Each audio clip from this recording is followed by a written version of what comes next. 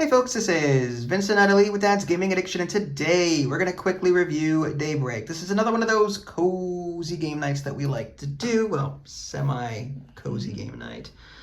So Daybreak, I have covered this game before as a solo playthrough on my channel, and tonight is the first night that I showed Ida Lee how to play it, and we just got done with our session. And before we get into what we thought, let's go ahead and explain what this is. This is, again, a cooperative game where we are saving the planet.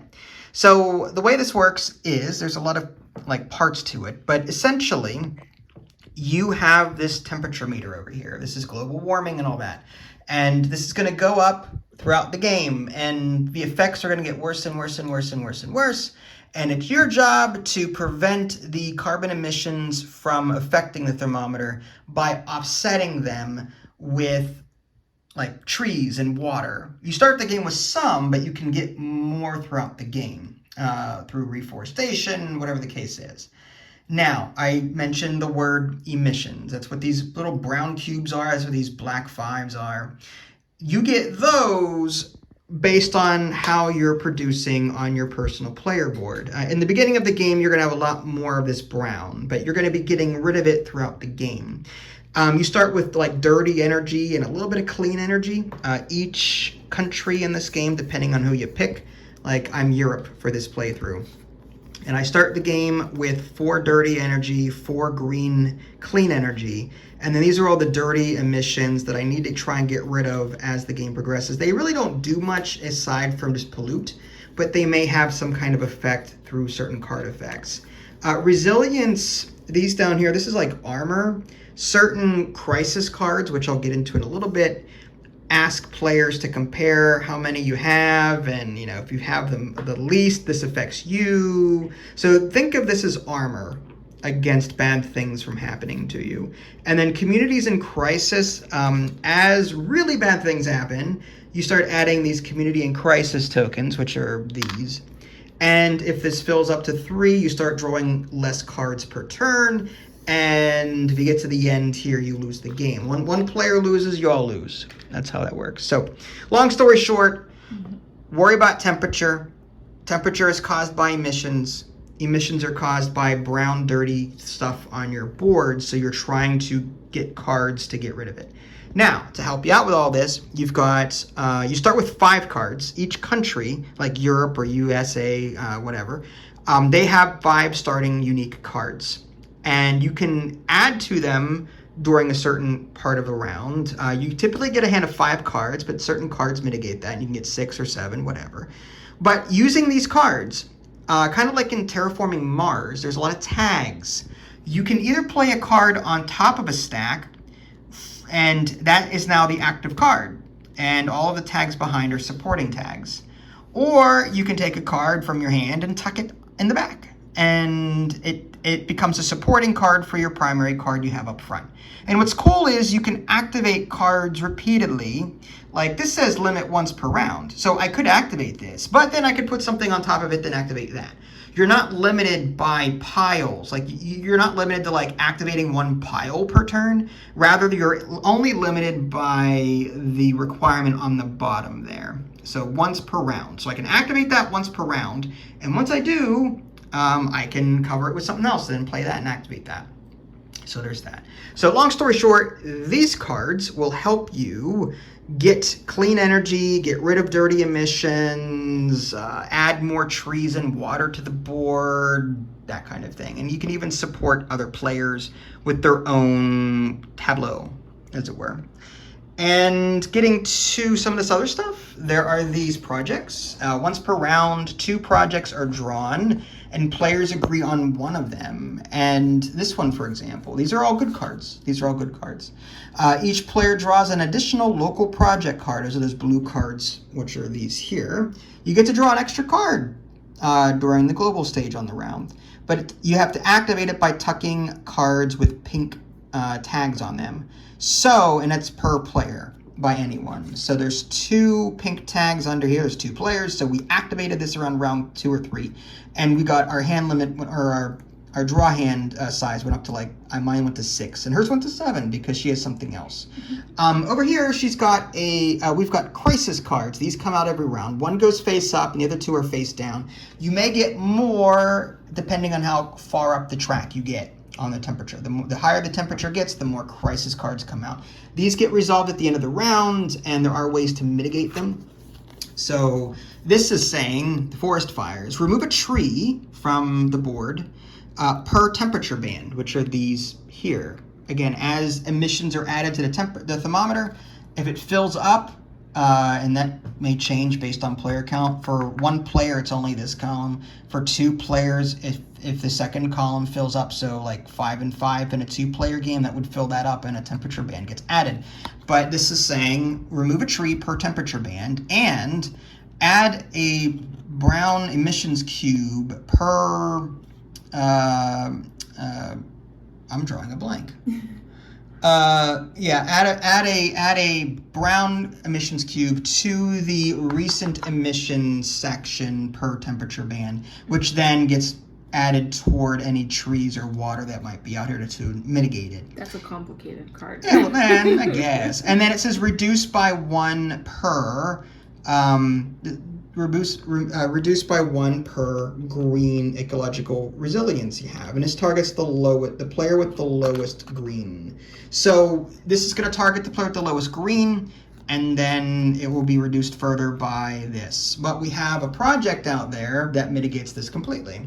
Whenever a crisis card comes up and it targets green resilience, that project nullifies it, which is why we picked it. Well, this is for 1 player. For right? one player. For 1 player. Right, yeah. So there's that. So crisis cards are bad, and you deal with them every round. There is a crisis die that affect, there's 1 for each of the 6 tracks on the board, a die face. So this is like the fish. There's the fish there. Whenever you roll that symbol, you move this up. And when it gets to a tipping point, you do the bad thing listed right above here. So there's different bad things that happen when you get to these tipping points. Adding emissions, removing trees, whatever the case may be. What was the number die? The number die is if there's a tie, like if we both have, if the crisis card asks us who has the lowest emission or the lowest whatever, then we would roll the die to break ties. Oh. And it may be other things too. I thought it was like you have to roll both dice, and then the number of that is how many times. That's broken. That's nightmare mode. No, that is extreme hard mode. You have 6 rounds to save the planet. You lose if it gets past 6 there. If you have too many community and crisis tokens, and if the temperature goes all the way up to the top there. Trying to think what else I'm missing. There are optional challenge cards. Some are good, some are bad. The rulebook says if you want an easier time, give each player a green positive one, which is what we did.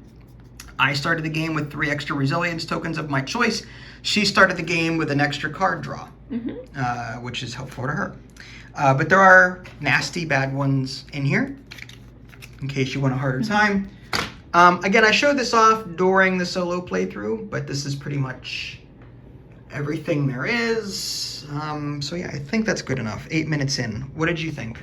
It was okay. I liked it. It was cooperative, right? It was okay. The gameplay loop, I think I preferred the Terraforming Mars one. The card with the tags, wasn't there a Terraforming Mars? The Ares expedition. The Ares expedition. There was a co-op version of that we played where we were trying to stop it.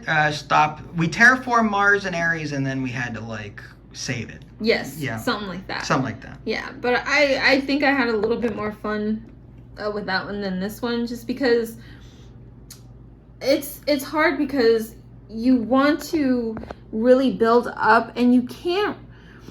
I wouldn't really call this an engine builder. It kind of is a deck builder, but it also isn't, because once you put a card over something and if it negates everything else, it's like, then what, you know? Yeah, what she means by that is I've got 3 green tags. I've had this card in play for the longest time, and I was like, okay, if I can just keep adding green to these green tags, then great. But getting to 5 is really hard. So I'm like, I'm going to play this. I'm just going to activate this once and then cover it to get another tree. immediately. So I was getting 2 trees in one round. And that was going to help us with the emissions thing. Yeah. But from here on out, like, the rest of that's useless. Unless I get another card that needs more of those tags. Yeah. Or if you cover it up with something completely different, they all go to waste. Yeah.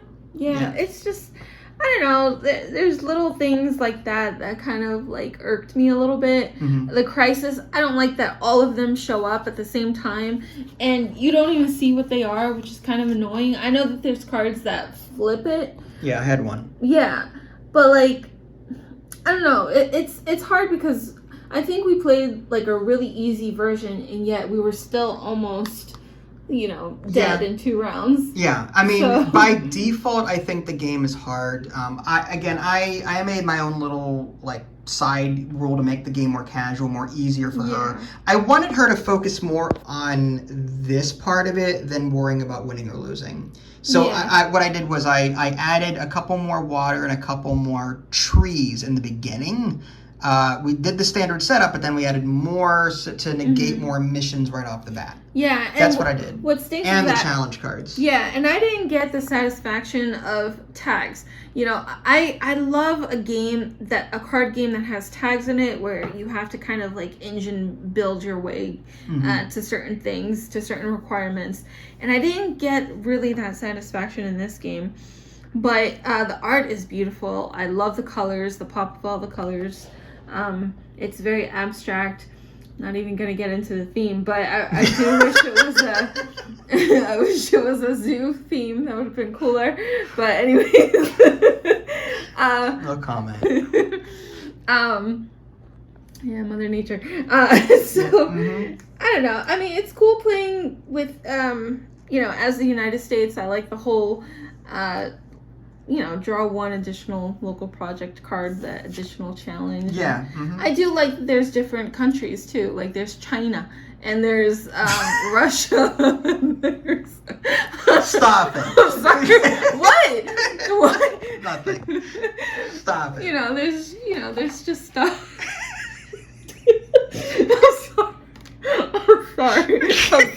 I'm sorry. All right. You're gonna have to cut that part off. There's also a solo game, like I mentioned. I did do a playthrough of that. That's a hard change subject. I'm just... But yeah, there's solo rules in case you want to play solo, and there's a setup just for that, which is great. And there's even solo cards for like start cards, which focus less on supporting other players and more on... And that's one thing I want to mention real quick is that we didn't really get a whole lot of cards that supported each other. In the beginning, you started with one that gave me a card, but I really didn't get anything that helped to give you anything. Yeah, I got this in the beginning. Give one card to a player. And I use that pretty frequently. That's part of United States. That's a United States starting card. Oh, nice. Okay. Yeah. That's pretty thematic. Yeah. And, Stop it. All right, I'm kidding. That wasn't even anything. So, and, like, there were other cards here, right? That had... I could have sworn there was, like, another, like, nice card. Mm-hmm. But, I mean, these are all, like, nice cards. If you're lucky enough to get them. Yeah, this deck is freaking huge. And so the chances of you getting what you need sometimes is hard. It is hard. But I love that. I actually love that there's a huge deck, So. Yes. There's so many parts he has to cut out, I'm telling you. Huge deck of cards. And, yes. I mean, it was okay. I liked the game. I thought it was okay. Yeah. Mm-hmm. Okay. Yeah. This is my second time playing it now, and I'm appreciating it more. I think in my last video I was kind of miffed by, like, I didn't have a whole lot of choice because I wasn't getting a lot of cards. And I tried to get... This game, I still had trouble getting a lot of cards. I only saw one card out of all of this that let me draw more cards. Yeah. And I'm like, I couldn't find any in this to really capitalize on drawing a bunch of cards to get what I need. So I just had to focus on, you had one. I had to build up. So this took a while to build up, to draw 3 cards. And then this one, building up to 3 light bulbs just to draw 1 card. Yeah. Like, the game is asking you to build up quite a lot, but there's not a lot of rounds to do that in. So yeah, 6 rounds. Yeah. There's a strategy to it, and like, you know, what to take priority in. But I'm kind of like, by the time I've built up, the game is over. That's a lot of engine builder games. It is. They have that problem. It really is. Yeah. Unless you're playing Terraforming Mars Ares Expedition, where you don't have to end the game right away, you can just keep building your tableau to your heart's content. Like we did that together. You know. Progress is another one that had tags, didn't it? Like cards and tags and stuff. Evolution something or Progress. Yeah, something kind like of. that. Yeah, it was like Civ the game. Yeah, Civilization, the tech tree the game. I'm trying to. Oh, I think a bunch of other ones. Okay, sorry. Yeah, no, you're fine. So yeah, now that I've played this a second time, I definitely appreciate it more. And I like how flexible it is when it comes to difficulty. I can make this as easy or as hard as I want. We beat it in 4 rounds, but I didn't feel pressured at all, and that was what I was going for. I didn't want casual. I was trying to be as casual as possible so that she could learn the game and enjoy, just get used to this card mechanic to see if she'd like it. You know, that's what I was trying to focus on. Yeah. And I like that there's crises that you can deal with, and you can pick projects to help you out. I like that too. So yeah, all in all, like I'm liking this. I will play this again, even if it's solo. I would play this again. I would play this again. I wouldn't mind trying it again. I did enjoy myself. You know, I did. I liked it enough to want to play it again.